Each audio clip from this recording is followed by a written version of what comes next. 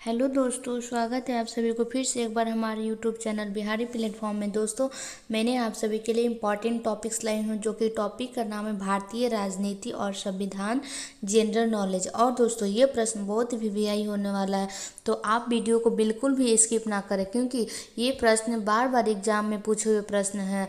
तो दोस्तों, आप सभी हमारे वीडियो के अंत तक बने रहें, और अगर चैनल पर पहली बार है तो लाइक और सब्सक्राइब कर दें, और वीडियो को ज़्यादा से ज़्यादा अपने दोस्तों में भी शेयर करें, जो भी कॉम्पिटिटिव एग्जाम की तैयारी कर रहे हैं, जिन तक मेरा नोटिफिकेशन वीडियो का पहुंच जाए। तो दोस्तों, इसी तरह आप हमारे वीडियो को सपोर्ट करते रहिए। तो दोस्तों, चलिए प्रश्न नंबर 1 हम देखते हैं कि प्रश्न नंबर 1 हमारा क्या कहता है। भारत में ब्रिटिश शासन के दौरान गवर्नर जनरल काउंसिल के विधि सदस्य के रूप में कौन नियुक्त हुआ था?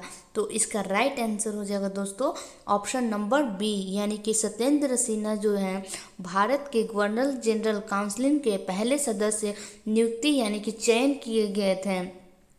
नेक्स्ट प्रश्न देखेंगे, प्रश्न नंबर 2, भारत में ब्रिटिश शासन के संबंध में भारतीय कानून आयोग का लोकप्रिय नाम क्या था? तो इसका राइट आंसर हो जाएगा दोस्तों ऑप्शन नंबर डी, यानी कि साइमन कमीशन, जो कि भारत कानून आयोग का लोकप्रिय नाम है, जो कि अब हम साइमन कमीशन के नाम से जानते हैं। और यह साइमन कमीशन कब लागू किया गया था? इसका राइट आंसर दोस्तों आप सभी जल्दी कमेंट बॉक्स में बताएं। नेक्स्ट प्रश्न देखते हैं, प्रश्न नंबर 3, निम्नलिखित में कौन से भारत के प्रथम कानून मंत्री थे? तो इसका राइट आंसर हो जाएगा दोस्तों ऑप्शन नंबर बी, यानी कि भीमराव अंबेडकर जो हैं भारत के पहले ऐसे इंसान हैं जो कि कानून मंत्री थे।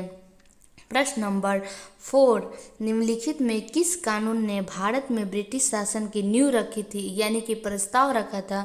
तो इसका राइट आंसर हो जाएगा दोस्तों ऑप्शन नंबर डी, यानी कि विनियमितीकरण अधिनियम, जो कि 1773 में इसकी स्थापना यानी कि शासन लागू की गई थी। नेक्स्ट प्रश्न देखते हैं, प्रश्न नंबर 5, निम्नलिखित में से कौन 1946 से 47 के दौरान अंतरिम सरकार में भारत के वित्त मंत्री थे? तो इसका राइट आंसर हो जाएगा ऑप्शन नंबर सी, यानी कि लियाकत अली खान जो है भारत के पहले वित्त मंत्री 1946-47 के दौरान भारत के वित्त मंत्री बने थे। नेक्स्ट प्रश्न देखते हैं, प्रश्न नंबर 6, निम्नलिखित में किस अधिनियम के द्वारा अंग्रेजों ने भारत में पहली बार सांप्रदायिक निर्वाचन की व्यवस्था की शुरुआत की थी? तो इसका राइट आंसर हो जाएगा दोस्तों ऑप्शन नंबर सी, भारत शासन अधिनियम, जो कि 1909 में इसकी स्थापना लागू की गई थी, और यह सबसे पहली बार अंग्रेजों द्वारा शुरुआत किया गया ये शासन है। नेक्स्ट प्रश्न देखते हैं, प्रश्न नंबर 7, भारत शासन अधिनियम 1919 का मुख्यतः किस पर आधारित था? तो इसका राइट आंसर दोस्तों हो जाएगा ऑप्शन नंबर ए, यानी कि मॉन्टेगू चेम्सफोर्ड सुधार अधिनियम के तहत, यानी कि हम इसे रॉलेट एक्ट के भी नाम से भी जान सकते हैं। नेक्स्ट प्रश्न देखते हैं, प्रश्न नंबर 8, भारत में ब्रिटिश शासन काल की अवधि में बनाए गए निम्न अधिनियमों में से किसी निक्षेपण अधिनियम यानी कि डेवोल्यूशन रूल के नाम से जाना जाता है? तो इसका राइट आंसर हो जाएगा ऑप्शन नंबर बी, यानी कि भारत शासन अधिनियम। ये कब लागू किया गया था दोस्तों? तो 1858 ईस्वी में। नेक्स्ट प्रश्न देखेंगे, प्रश्न नंबर 9, योग्यता के आधार पर भर्ती का विस्तार यानी कि विचार सर्वप्रथम किस व्यक्ति में किया गया था? तो इसका राइट आंसर हो जाएगा ऑप्शन नंबर डी, यानी कि मैकाले समिति द्वारा सबसे पहले ये विचार लाया गया था। नेक्स्ट प्रश्न देखते हैं, प्रश्न नंबर 10, निम्न में से किस अधिनियम के द्वारा प्रांतों में आंशिक उत्तरदायी सरकार की स्थापना की गई है? तो इसका राइट आंसर हो जाएगा दोस्तों ऑप्शन नंबर डी, यानी कि भारत शासन अधिनियम, जो कि 1919 के तहत ये शासन स्थापना किया गया था। नेक्स्ट प्रश्न देखते हैं, प्रश्न नंबर 11, भारत के संविधान को स्वीकार करने के लिए निम्न में से कौन सी प्रक्रिया अपनाई गई थी? तो इसका राइट आंसर हो जाएगा ऑप्शन नंबर ए, यानी कि इसे तब स्वीकार किया गया था जब इस पर संविधान सभा के सदस्य तथा अध्यक्ष को हस्ताक्षर हो गए थे। नेक्स्ट प्रश्न देखेंगे, प्रश्न नंबर 12, निम्न में से कौन संविधान सभा के राज्य मामलों की समिति का अध्यक्ष था? तो इसका करेक्ट आंसर हो जाएगा दोस्तों ऑप्शन नंबर डी, यानी कि पंडित जवाहरलाल नेहरू जी थे संविधान सभा के समिति अध्यक्ष थे। नेक्स्ट प्रश्न देखेंगे प्रश्न नंबर 13, निम्न में कौन संविधान सभा का संवैधानिक सलाहकार था? तो इसका राइट आंसर हो जाएगा दोस्तों ऑप्शन नंबर ए, यानी कि BN राव जी थे संविधान सभा के संवैधानिक सलाहकार थे। नेक्स्ट प्रश्न देखेंगे प्रश्न नंबर 14, संविधान का प्रारूप समिति के समक्ष प्रस्तावना का प्रस्ताव किसने रखा था? तो इसका राइट आंसर हो जाएगा ऑप्शन नंबर बी, यानी कि पंडित जवाहरलाल नेहरू जी थे पहली बार संविधान सभा में समिति के समक्ष अपना प्रस्ताव यानी कि प्रस्तावना स्वीकार किया था। प्रश्न नंबर 15, संविधान के किस अनुसूची में संसद सदस्यों, राज्यसभा के सभापति एवं लोकसभा के अध्यक्ष के वेतन भत्तों को उल्लेख प्राप्त होता है? तो इसका राइट आंसर हो जाएगा ऑप्शन नंबर डी, यानी कि 9वें अनुसूची में यह उल्लेख किया गया है कि संसद सदस्यों यानी कि राज्यसभा के सभापति एवं लोकसभा के अध्यक्ष अपने वेतन भत्तों का उसमें उल्लेख कर पाएंगे। ये कौन से अनुसूची में है? तो 9वें अनुसूची में। नेक्स्ट प्रश्न देखेंगे प्रश्न नंबर 16, निम्न में से कौन भारतीय संविधान की एक प्रमुख विशेषता नहीं है? तो इसका राइट आंसर हो जाएगा दोस्तों ऑप्शन नंबर डी, यानी कि लिखित संविधान एवं संविधान की सर्वोच्चता, जो कि संविधान की विशेषता में नहीं है। नेक्स्ट प्रश्न देखते हैं प्रश्न नंबर 17, संविधान की दूसरी अनुसूची निम्न में से किसके संबंध में उपबंध नहीं है? तो इसका राइट आंसर हो जाएगा दोस्तों ऑप्शन नंबर डी, यानी कि अध्यक्ष यानी कि संघ लोक सेवा आयोग के तहत ये संबंध उपलब्ध नहीं है। नेक्स्ट प्रश्न देखते हैं प्रश्न नंबर 18, निम्न में से कौन सा जोड़ा सही सुमेलित नहीं है? तो इसका राइट आंसर हो जाएगा ऑप्शन नंबर बी, यानी कि शपथ या प्रतिज्ञान के रूप में ये दूसरी अनुसूची में नहीं आता है।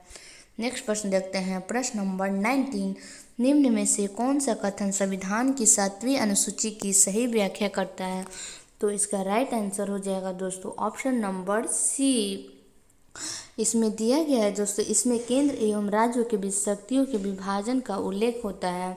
नेक्स्ट प्रश्न देखते हैं प्रश्न नंबर 20, भारत के संविधान का दर्शन किस पर आधारित है?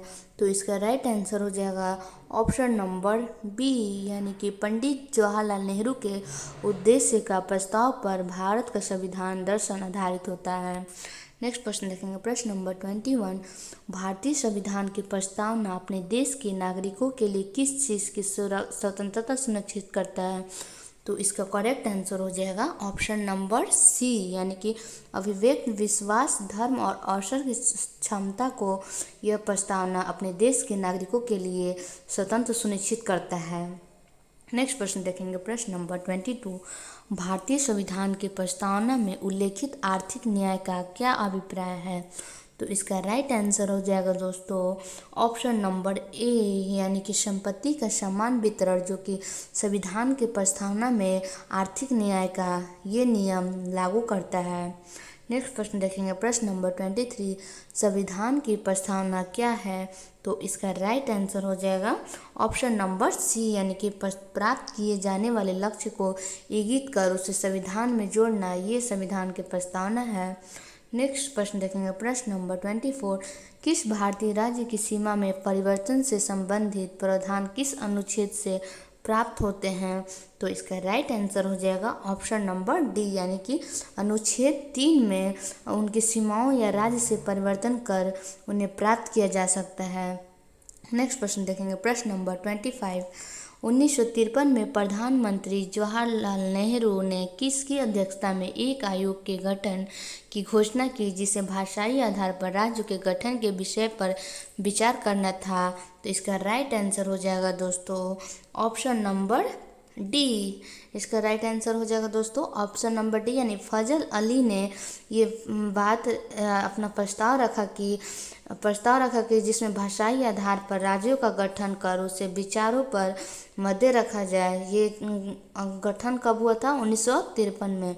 नेक्स्ट प्रश्न देखेंगे प्रश्न नंबर 26, भारत की संसद ने 1956 में कितने राज्यों के केंद्र शासित प्रदेशों के गठन हेतु राज्य का पुनर्गठन अधिनियम पारित किया गया था? तो इसका राइट आंसर हो जाएगा ऑप्शन नंबर सी, यानी कि 14 राज्य एवं 6 केंद्र शासित प्रदेश को गठित किया गया था। नेक्स्ट प्रश्न देखते हैं, प्रश्न नंबर 27। भारतीय संघ के राज्य अपनी सीमाओं में किस प्रकार परिवर्तन कर सकते हैं? तो इसका राइट आंसर हो जाएगा दोस्तों ऑप्शन नंबर ए, यानी कि संसद द्वारा साधारण प्रक्रिया एवं सामान्य बहुमत से वो अपनी संसद में परिवर्तन कर सकते हैं। नेक्स्ट प्रश्न देखते हैं, प्रश्न नंबर 28। 1948 में गठित भाषाई प्रांतों आयोग का अध्यक्ष कौन था? तो इसका करेक्ट आंसर हो जाएगा ऑप्शन नंबर ए, यानी कि इसके धर जो थे भाषाई प्रांत के आयोग के अध्यक्ष थे और यह अध्यक्ष 1948 में बने थे। नेक्स्ट प्रश्न देखते हैं, प्रश्न नंबर 29। जवाहरलाल नेहरू द्वारा गठित भाषाई आयोग में निम्न में से कौन शामिल नहीं था? तो इसका राइट आंसर हो जाएगा दोस्तों ऑप्शन नंबर ए, यानी कि पोटोटी श्री रामल्लू जी जो थे भाषाई आयोग के शामिल व्यक्ति में से नहीं थे। दोस्तों आप सभी को हमारा वीडियो कैसा लगा? अगर अच्छा लगा तो लाइक और सब्सक्राइब करें। अगर हमारे वीडियो में कोई भी कन्फ्यूज हो तो बेझिझक आप कमेंट बॉक्स में पूछ सकते हैं। तो चलिए दोस्तों, इसी तरह वीडियो देखने के लिए हम नेक्स्ट वीडियो में मिलते हैं।